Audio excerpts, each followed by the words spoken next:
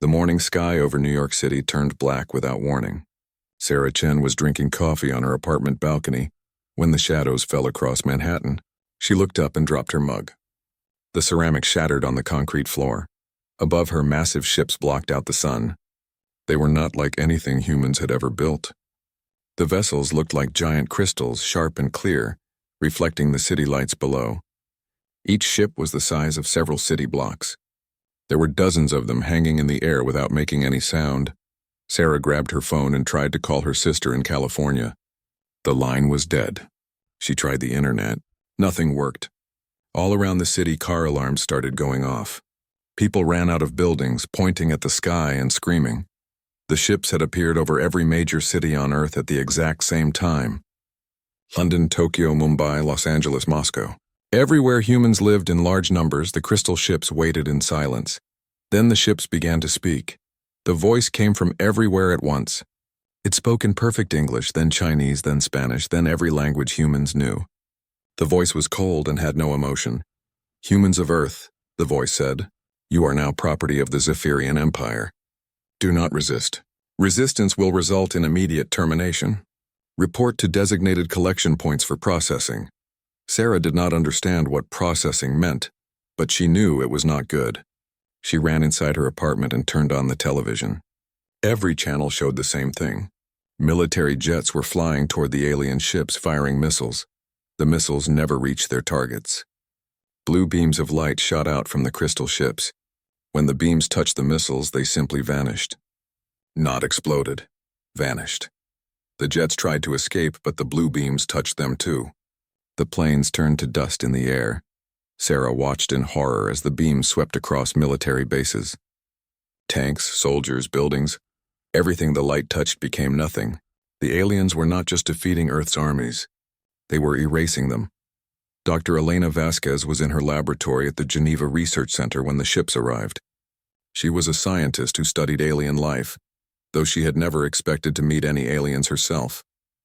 When the emergency alarm started ringing, she thought it was just another drill. Then her assistant burst into the lab. "Dr. Vasquez, you need to see this. They're real. The aliens are real." Elena followed him to the main observation deck. Through the large windows, she could see one of the crystal ships hovering over Lake Geneva. It was beautiful and terrible at the same time. The ship pulsed with soft blue light, like a heartbeat made of electricity. Scientists and researchers gathered around the windows, talking in excited whispers. Some took pictures with their phones. Others tried to measure the ship with their instruments. Elena watched them and felt afraid. These people thought they were witnessing the greatest discovery in human history. Elena thought they were watching the end of the world. The ship over Geneva began to descend. As it got closer, Elena could see details on its surface. The crystal was not smooth. It had patterns carved into it like writing or maybe art. The patterns glowed with the same blue light as the ship's pulse. Small craft began flying out of the main ship. They looked like pieces of broken crystal, sharp and spinning as they moved through the air. The small ship spread out across the city below. Elena's phone buzzed with an emergency message. "All citizens must report to collection points immediately. This is not optional. Resistance will be met with termination." "We have to leave," Elena told her assistant. "Right now," but it was too late. The small crystal ships were already landing around the research center. Elena watched through the window as tall, thin creatures emerged from the ships. They looked like giant insects walking on two legs. Their bodies were covered in hard, shiny shells that reflected light like mirrors. They had 4 arms and large black eyes that never seemed to blink. These were the Zephyrians. The creatures moved with quick, jerky motions like spiders. They carried weapons that looked like metal rods with crystal tips. When they pointed these weapons at people, blue light shot out. Elena saw a security guard try to run. A Zephyrian pointed its weapon at him. The guard screamed once, then he was gone, just empty clothes falling to the ground. "Hide," Elena whispered to her assistant. "Find somewhere to hide and do not make any sound." Elena crawled under a laboratory table and watched through the window as the Zephyrians herded people into groups. The aliens did not speak to the humans. They just pointed their weapons and pushed people toward large metal containers that had been unloaded from the ships. The containers looked like cages. Elena realized the aliens were not here to communicate or trade or make peace. They were here to harvest humans like farmers harvest crops. Around the world, the same scene played out in every city. The Zephyrians moved with mechanical efficiency. They set up collection points in stadiums, parking lots, and public squares. Humans were sorted into groups by age and size. Children were separated from parents. Families screamed as they were torn apart. The aliens showed no emotion. They worked like machines, processing humans the way humans might process cattle. Some people were loaded into the metal containers. Others were taken to different areas and disappeared completely. In London, a group of soldiers tried to make a last stand at Buckingham Palace. They had barricaded themselves inside and were firing at the Zephyrians through the windows. The aliens did not rush the building or try to break down the doors. Instead, they simply waited. After an hour, they pointed their weapons at the palace and fired. The entire building turned to dust in seconds. 800 years of history vanished in a blue flash of light. The message was clear. Resistance was useless. In just one day, human civilization collapsed. Governments fell. Military forces were destroyed. Communication networks went dark. The internet stopped working. Power grids failed. The Zephyrians did not need to occupy every city or control every road. They just needed to remove the ability for humans to fight back or organize. Elena spent 3 days hiding in the research center's basement. She had found some emergency food and water, but she knew it would not last long. Through small windows, she could see Zephyrian ships coming and going. They were building something large near the lake. When Elena finally worked up the courage to look more closely, she saw what the aliens were constructing. It was a processing facility. Massive tubes and conveyor belts moved between large buildings. She could see humans being moved through the facility like products in a factory. Elena understood now why the Zephyrians had come to Earth. They were not here to conquer or colonize. They were here to farm. Humans were just another crop to be harvested. That night, Elena heard something that made her blood run cold. It was coming from the processing facility across the lake. It was the sound of thousands of people crying and screaming at the same time. The sound went on for hours. Elena covered her ears and cried. She thought about her family in Mexico. Were they still alive? Were they in a facility like this one? Were they calling for help that would never come? The next morning, the screaming stopped. The processing facility was quiet. Elena knew what that meant. The harvest was complete. As she sat in the dark basement, Elena made a decision. She was a scientist. She would survive. She would learn everything she could about these aliens. And somehow she would find a way to fight back. Elena did not know that help was already coming. In the forests around Geneva, in the mountains, in the lake itself, Earth's other children had heard the screams of humanity, and they were not pleased. 3 weeks had passed since the Zephyrians arrived. Elena Vasquez had learned to move through the ruins of Geneva like a ghost. She stayed in shadows during the day and only moved at night. She had found other survivors hiding in the city, but they were few and scared. The aliens had built more processing facilities around Lake Geneva. Every day, Elena watched them bring in groups of humans from the surrounding areas. The people went into the buildings, but they never came out. The Zephyrians worked with the same cold efficiency they had shown on the first day. Elena had been keeping notes in a small journal she found in the research center. She wrote down everything she observed about the aliens, their ships, their weapons, their behavior.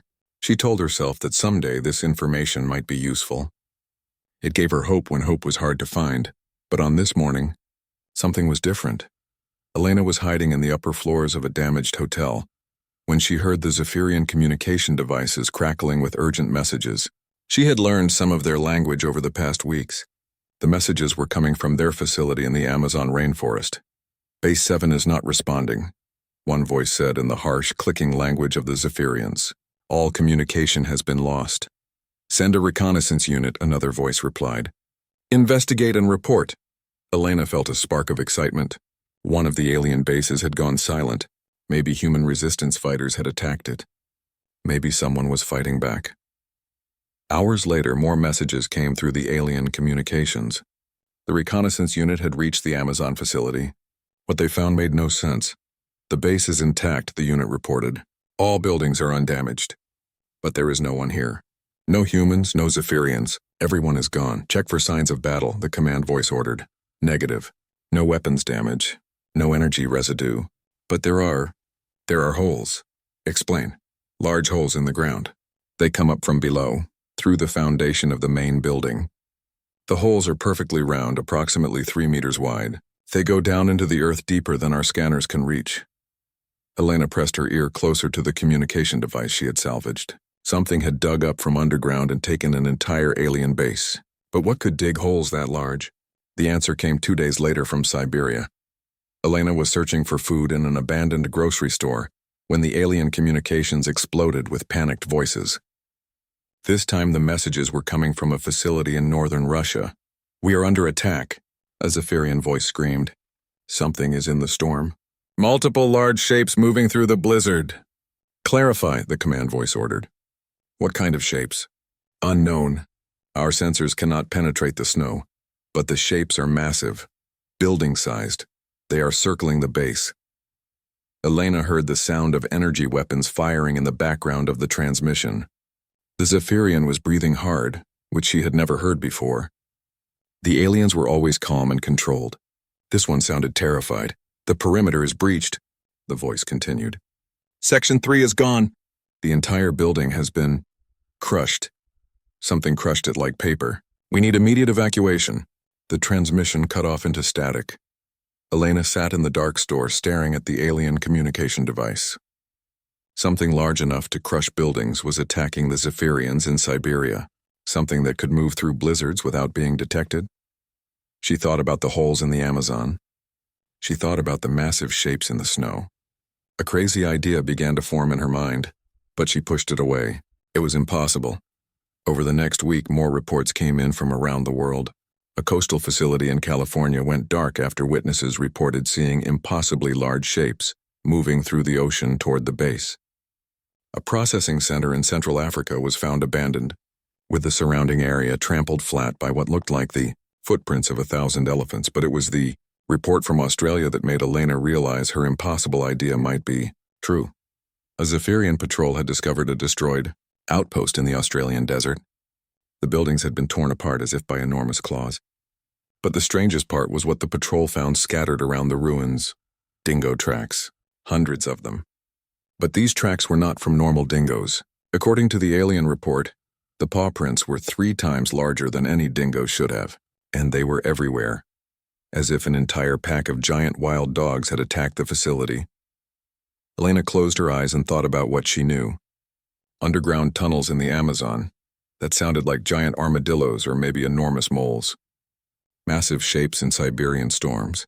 Polar bears, but bigger than any polar bear should be. Giant dingoes in Australia. Huge footprints in Africa that could only come from elephants. The animals were fighting back. Elena knew it sounded crazy. Animals did not coordinate attacks across continents. They did not target specific facilities. They definitely did not grow to massive sizes overnight. But the evidence was all there in the alien communications. Elena began to pay more attention to the animals around Geneva. Before the invasion, the city had been full of birds, squirrels, cats, and dogs. She had assumed most of them were dead or had fled. She was wrong. At night, when she moved through the empty streets, Elena began to notice eyes watching her from the shadows. At first, she thought they might be other human survivors. But when she looked closer, she saw cats. Dozens of them. They followed her at a distance, never getting too close, but always watching. The cats were not alone. Elena started seeing rats moving in large groups through the sewers. Normally, rats avoided humans and stayed hidden. These rats moved openly like they owned the city. When Zephyrian patrols walked past, the rats would disappear into the tunnels. But it was the ravens that convinced Elena something extraordinary was happening. She was hiding on a rooftop, watching a Zephyrian patrol march through the streets below, when she noticed the birds. There were dozens of ravens perched on buildings and power lines all around the patrol. As the aliens moved, the ravens moved with them, always staying just out of weapon range. One of the Zephyrians must have noticed the birds too. It pointed its weapon at a raven and fired. The blue beam shot toward the bird, but the raven was already gone. It had moved the instant the alien raised its weapon, as if it knew what was coming. The other ravens immediately began making loud, harsh calls. The sound echoed off the buildings, creating a wall of noise that surrounded the patrol. Elena could see the Zephyrians looking around nervously. They increased their pace, trying to get away from the sound, but the ravens followed them all the way to their facility. Elena watched this same scene play out over several days. The ravens were watching the aliens, learning their patterns, studying their behavior. The birds were gathering intelligence. Elena thought about all the reports from around the world.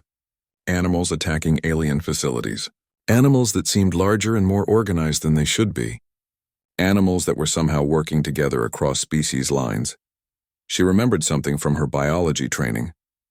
In times of extreme stress, some animals could experience rapid evolutionary changes. When faced with extinction, life found ways to adapt quickly. But this was happening too fast to be normal evolution, unless something else was helping them. Elena thought about the decades of human conservation efforts.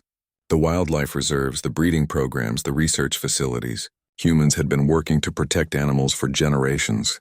They had studied them, cared for them, learned to communicate with some species. What if that relationship went both ways? What if the animals had been learning about humans too? Elena began to collect more evidence. She watched for animals in the city and noted their behavior. She listened carefully to the alien communications for more reports of attacks.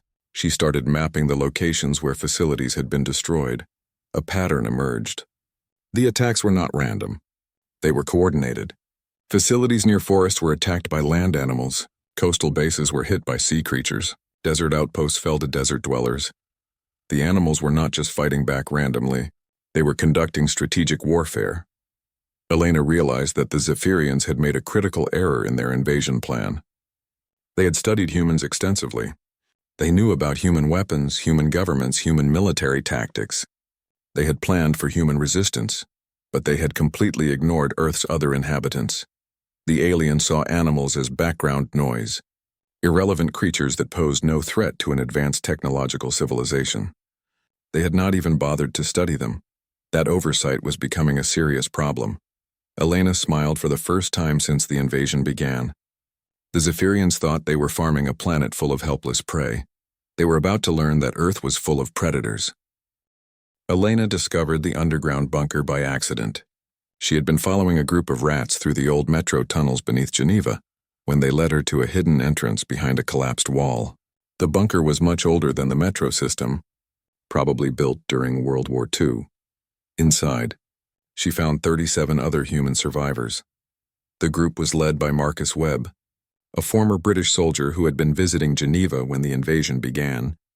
He was a big man with calm eyes and steady hands. When Elena told the group about the animal attacks on alien facilities, most of them thought she was having a breakdown from stress. "You're saying that bears and elephants are fighting a coordinated war against aliens?" said Chen Liu, a computer programmer from Beijing. "That's impossible." Elena spread out her notes and the alien communication transcripts she had translated. "Look at the evidence. Facilities going dark all over the planet. Attack patterns that match local wildlife. The aliens themselves are reporting it." Marcus studied the papers carefully. Unlike the others, he did not dismiss Elena's theory immediately. "I've seen some strange things too," he said quietly. "The animals in this city are acting different, more organized, like they're watching us." "Watching us how?" asked Dr. Sarah Okafor, a medical doctor from Nigeria. Marcus walked to one of the bunker's small windows. "Come see for yourself." Elena and the others gathered at the window. Outside, they could see a small courtyard between ruined buildings. In the courtyard, there were cats, dozens of them, sitting in perfect rows like soldiers at attention. They were all facing the same direction, toward the nearest Zephyrian facility. "They've been like that for 3 days," Marcus said. "Just sitting there watching. When Zephyrian patrols come by, the cats disappear. When the patrol leaves, they come back."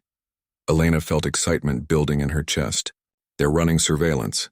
The cats are watching the facility and reporting back." "Reporting back to who?" Chen asked. Before Elena could answer, they heard a sound from above. It was a rhythmic tapping on the bunker's roof. Tap, tap, tap. Pause. Tap, tap, tap. Pause. Marcus grabbed his rifle and moved toward the ladder that led to the surface. "That's not random," he said. "Someone's trying to communicate." Elena grabbed his arm. "Wait, let me listen." The tapping continued. Tap, tap, tap, pause, tap, tap, pause, tap. "It's Morse code," Elena whispered. "SOS, someone up there is asking for help." Marcus climbed the ladder and carefully opened the hidden entrance. Elena followed him. On the roof of the bunker, they found a large raven. The bird looked at them with intelligent black eyes, then flew to a nearby building and began tapping on a metal pipe with its beak. Tap, tap, tap. Pause. Tap, tap. Pause. Tap. The same pattern. Holy shit, Marcus breathed. The bird knows Morse code. Elena stared at the raven. Corvids were intelligent birds, but this was beyond anything she had seen before. Who taught you that? She whispered to the bird.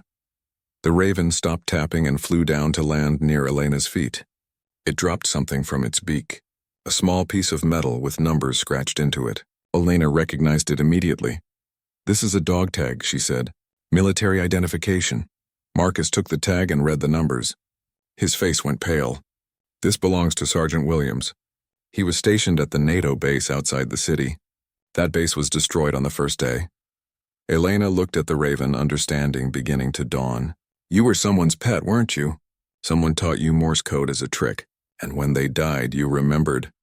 The raven cocked its head and made a soft croaking sound. Then it flew back to the metal pipe and began tapping again. But this time the message was different. Tap, tap, tap, tap, tap, pause. Tap, tap, tap, tap, tap, tap, tap, pause, tap, tap, tap, tap. Elena translated in her head. Cheers P. Marcus and Elena exchanged looks. The bird was asking for help, but why? The raven flew to the edge of the roof and waited. When Elena and Marcus did not follow, it came back and tugged at Elena's sleeve with its beak. It wanted them to come with it, should we? Marcus asked. Elena thought about the alien communications she had been monitoring. More facilities were going dark every day. Whatever was happening with the animals, it was getting bigger. Yes, I think we should. The raven led them through the ruined city, staying always just ahead of them, checking to make sure they were following. It guided them away from areas where Zephyrian patrols operated, and through sections where Elena noticed large numbers of cats, rats, and pigeons watching from the shadows. After an hour of walking, they reached their destination. It was the old Geneva Zoo. Most of the zoo had been damaged in the invasion, but some of the buildings were still standing. The raven led them to the elephant enclosure. Elena expected to find it empty, but instead she saw something that made her stop breathing. There were elephants in the enclosure, 3 adult females and 1 young calf. But these were not the same elephants that had lived in the zoo before the invasion. Elena had visited this zoo many times as a student. These elephants were much larger than the ones she remembered. The largest female was at least twice the size of a normal elephant. She had to be 4 meters tall at the shoulder. Her tusks were longer and thicker than any Elena had seen. But despite her massive size, she moved with surprising grace. When the elephant saw Elena and Marcus, she approached the fence. Elena noticed that the animal's eyes were different too. They looked more alert, more aware than normal elephant eyes. The intelligence there was almost human. The elephant reached her trunk through the fence and gently touched Elena's hand. The touch was warm and somehow reassuring. Elena felt tears in her eyes. You understand, don't you? Elena whispered. You know what's happening to us. The elephant rumbled softly, a sound Elena felt in her chest as much as she heard with her ears. Then the animal did something that should have been impossible. She began to draw in the dirt with her trunk. The first drawing was simple, but clear. Stick figures of humans being herded into square shapes. The Zephyrian processing facilities. The second drawing showed larger shapes attacking the squares. Animals destroying the alien buildings. The third drawing showed humans and animals standing together. Elena stared at the pictures in the dirt. You want to work together. You want to help us fight them. The elephant nodded her massive head, an actual nod like a human would give. Marcus stepped forward, his voice shaky. This is impossible. Elephants don't grow this big in 3 weeks. They don't learn to draw. They don't understand complex concepts like military cooperation. Elena looked around the zoo enclosure. She was beginning to understand what had happened here. What if they didn't learn these things in 3 weeks? What if they already knew them? What do you mean? Think about it. This zoo has been operating for over 100 years. Generations of elephants have lived here, cared for by humans, studied by scientists, loved by children. What if all that interaction, all those years of relationship building created something new? Elena turned to face Marcus. The animals didn't suddenly become smarter when the aliens arrived. They were always this smart. They were just waiting for a reason to show it. The elephant in front of them drew another picture in the dirt. This one showed many different animals: elephants, bears, wolves, birds, even fish, all moving toward the same target. A coordinated attack. She's telling us about the other facilities, Elena realized. The attacks around the world? They're all working together.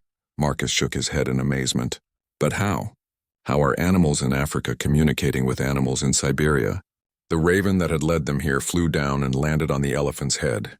It tapped once on the animal's skull, then flew in a circle around the enclosure before returning. Birds, Elena said. Ravens can fly thousands of kilometers. They're carrying messages between animal groups. That's how they're coordinating. The elephant drew one more picture. This one showed humans and animals attacking a large alien ship together. Elena understood immediately. You want us to help you attack the main facility. The big one by the lake. The elephant nodded again. Marcus looked at Elena, then at the elephant, then back at Elena. You realize what you're suggesting? We're talking about planning a military operation with a zoo elephant and a raven that knows Morse code. Elena laughed, and it felt good to laugh again. Marcus, 3 weeks ago we were planning our normal human lives. Today we're hiding in bunkers while insect aliens harvest our species. I think we passed normal a long time ago. She turned back to the elephant. What do you need from us? The elephant walked to the back of her enclosure and returned carrying something in her trunk. It was a human-made explosive device, probably salvaged from a destroyed military vehicle. The animal set it down gently and pointed at it with her trunk. Elena understood. You need weapons. Human weapons that you can't make yourselves. The elephant nodded. Marcus started laughing, but it was not a happy sound. This is insane.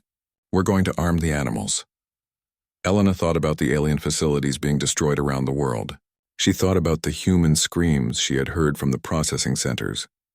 She thought about her family in Mexico who might still be alive somewhere waiting for rescue. Yes, she said firmly. We're going to arm the animals, and then we're going to take back our planet. The elephant rumbled her approval.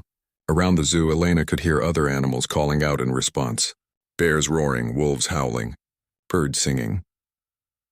The sound was, the war between Earth and the Zephyrians changed overnight. Elena and Marcus returned to the bunker with the most impossible story their fellow survivors had ever heard.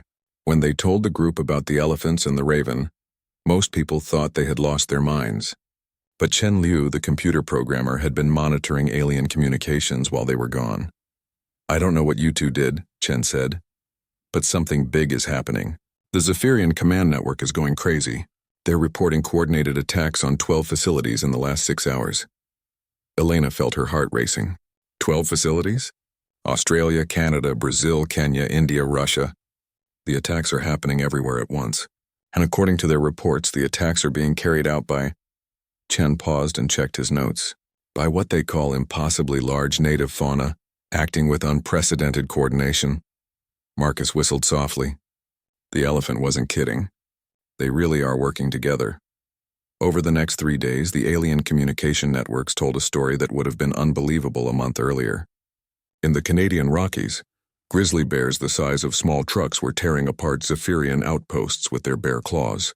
The aliens' energy weapons could not penetrate the bears' thick hides, and their massive strength let them crush alien technology like paper. In the Amazon, giant river dolphins were attacking underwater facilities. They moved in coordinated groups using their sonar to locate weak points in alien structures. When they found them, they rammed the buildings with enough force to crack crystalline hulls that had seemed indestructible. The most shocking reports came from the African savanna. Entire herds of elephants, some individuals standing 5 meters tall, were conducting military-style raids on processing centers. They moved at night, approaching from downwind so the aliens could not detect them until it was too late. When they attacked, they used their trunks like battering rams and their tusks like spears. But it was not just the large animals that were fighting. In Tokyo, massive colonies of rats had somehow learned to chew through alien power cables, causing facility-wide blackouts.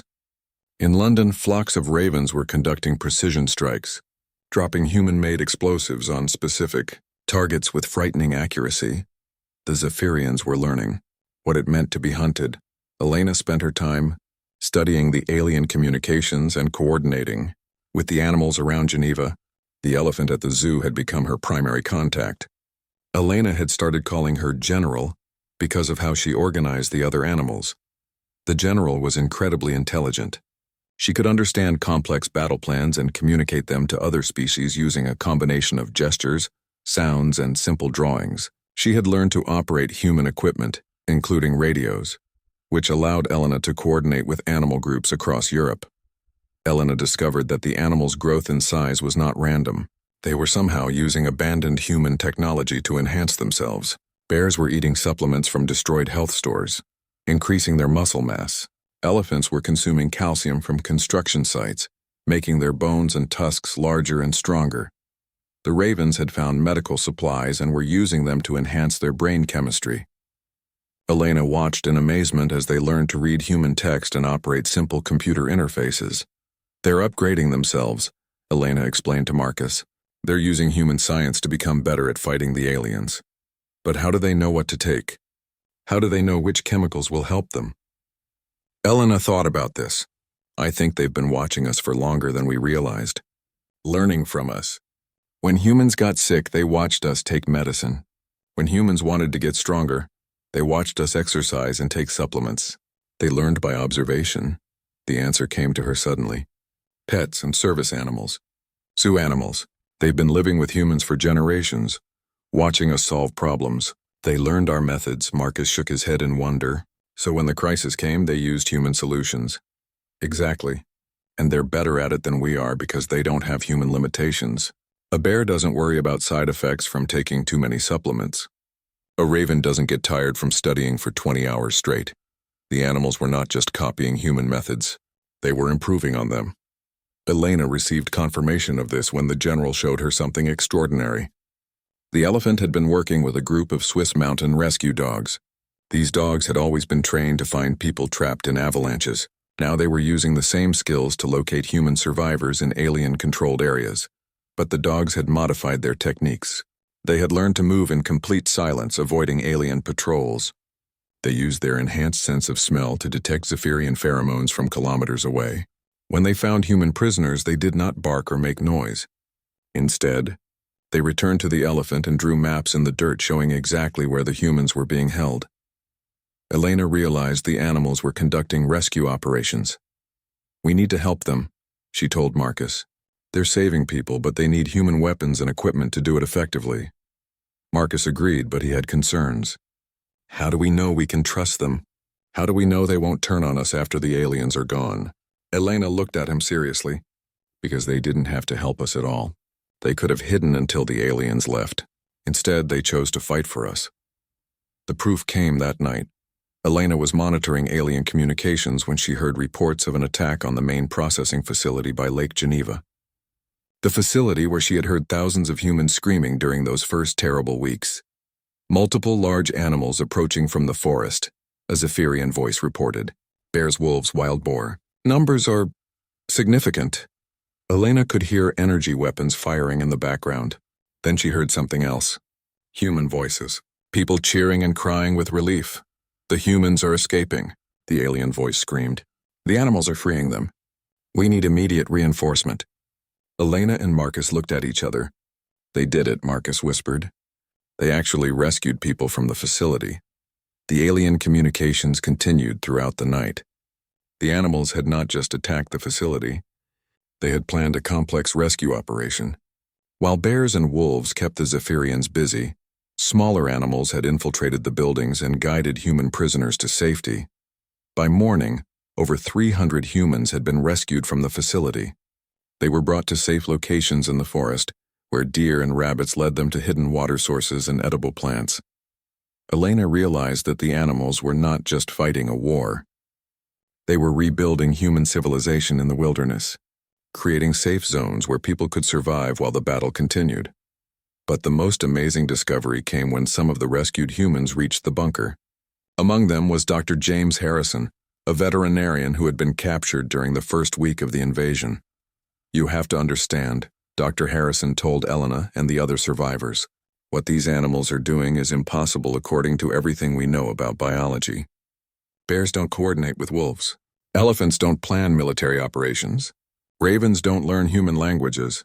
But they're doing all of those things," Elena pointed out. Yes, but they shouldn't be able to. Unless, Dr. Harrison paused, thinking, unless the relationship between humans and animals created something new, something that was always there but never needed to emerge until now. Elena leaned forward. What do you mean? I think the animals have always been capable of this level of intelligence and cooperation, but in normal circumstances they don't need it. They were content to live their simple animal lives, but when humanity faced extinction, they chose to reveal their true capabilities. Dr. Harrison looked around the bunker at the faces of the human survivors. I think they love us, not just as caretakers or providers, but as family, and when family is threatened, you do whatever it takes to protect them. Elena felt tears in her eyes.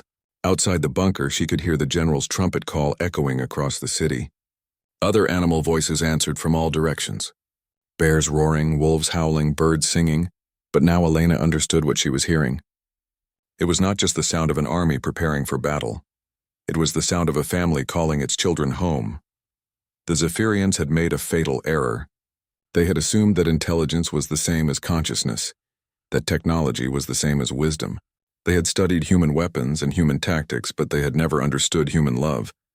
They were about to learn that lesson in the most painful way possible. The final battle for Earth began at dawn on a Tuesday in October. Elena stood on the roof of the bunker, watching the largest gathering of animals she had ever seen. The general had called them from across Europe. Bears from the Alps, wolves from the Black Forest, wild boar from the Ardennes. Eagles soared overhead while ravens carried messages between the different groups. But it was not just European animals. Through the Animal Communication Network, word had spread around the globe. This would be the day humanity and Earth's creatures would make their stand against the Zephyrians.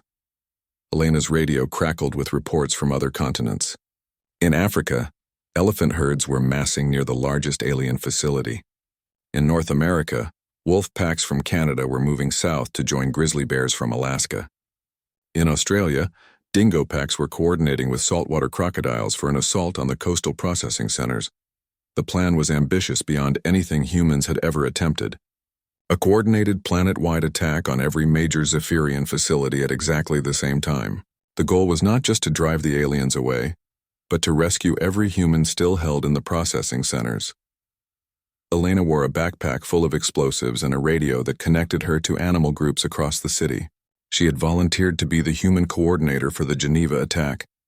Marcus and the other survivors thought she was insane, but Elena knew this was her chance to make a difference. The general approached Elena, moving with surprising quiet for such a massive creature.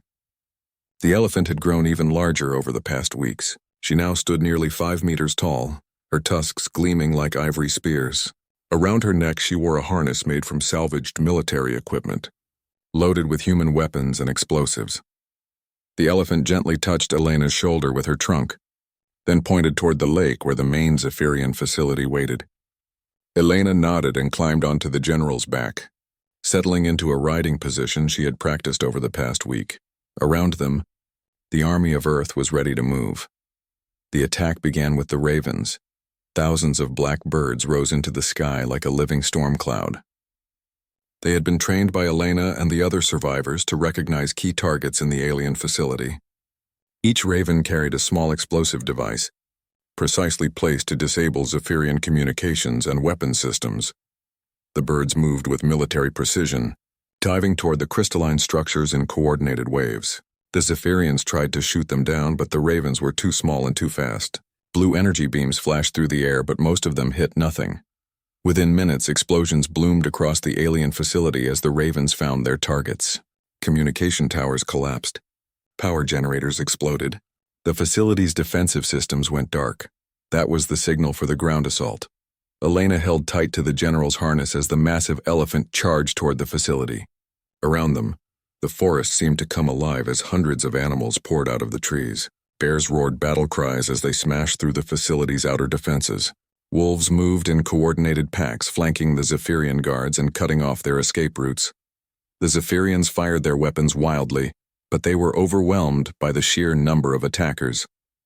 Their energy beams could destroy individual animals, but there were too many targets. For every animal that fell, 3 more took its place.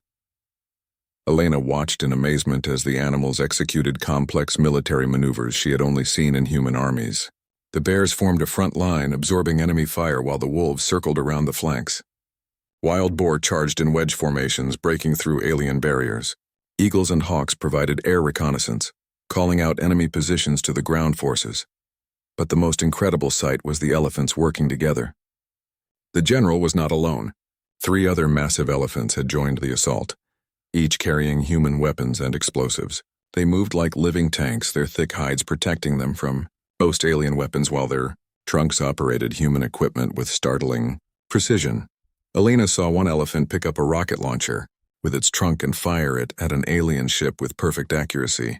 Another elephant used its tusks to tear open the wall of a processing building, allowing bears to charge inside and free the human prisoners within. The Zephyrians had never faced anything like this. Their tactical programs were designed to fight other technological civilizations. They had no strategies for dealing with an army of enhanced animals led by the planet's original inhabitants, but the real shock came when the battle moved to the water. Lake Geneva erupted as massive shapes rose from its depths. Elena had known that some animals were working underwater, but she had not expected this. Enormous pike, grown to the size of small whales, launched themselves at Zephyrian water facilities. Schools of enhanced trout, moving with perfect coordination, surrounded alien underwater vehicles and tore them apart with their teeth. Most incredible of all were the swans. The elegant white birds had somehow grown to enormous size and developed armor-like feathers that could deflect energy weapons. They moved across the water like living battleships, their powerful wings creating waves that capsized alien boats. Elena realized that every species on Earth had found ways to join the fight. From the largest elephants to the smallest insects, all of Earth's children were working together to drive out the invaders. The battle raged for 6 hours.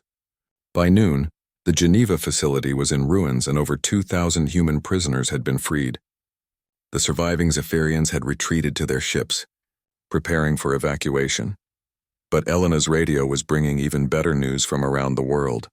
In New York, a coordinated assault by rats, pigeons, and stray cats had destroyed the main processing center in Manhattan. The rats had chewed through power cables while the birds dive-bombed alien personnel. The cats, enhanced by consuming human supplements, had grown large enough to drag Zephyrian guards away from their posts. In Tokyo, massive koi fish from the city's ponds had somehow made their way into the alien facility's water systems, clogging filters and destroying equipment.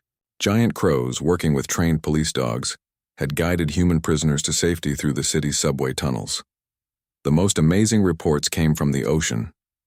Blue whales, grown to impossible size, were ramming Zephyrian motherships with suicidal determination. Each impact sent shockwaves through the crystalline hulls, cracking them open and exposing the alien crew to the sea. Dolphins had learned to use sonar as a weapon, generating focused sound waves that shattered alien equipment. Sharks worked with them, attacking any Zephyrians who fell into the water. By evening, it was over. Elena stood in the ruins of the Geneva facility, surrounded by rescued humans and exhausted animals. The general approached her, moving slowly now, bleeding from several wounds but still standing tall. The elephant knelt down, allowing Elena to slide off her back. Then the massive creature did something that brought tears to Elena's eyes. The general reached out with her trunk and gently touched Elena's face, the same gesture of comfort she had given on that first day at the zoo. But now Elena understood what the touch meant. It meant family. Around the world, the last Zephyrian ships were fleeing Earth's atmosphere.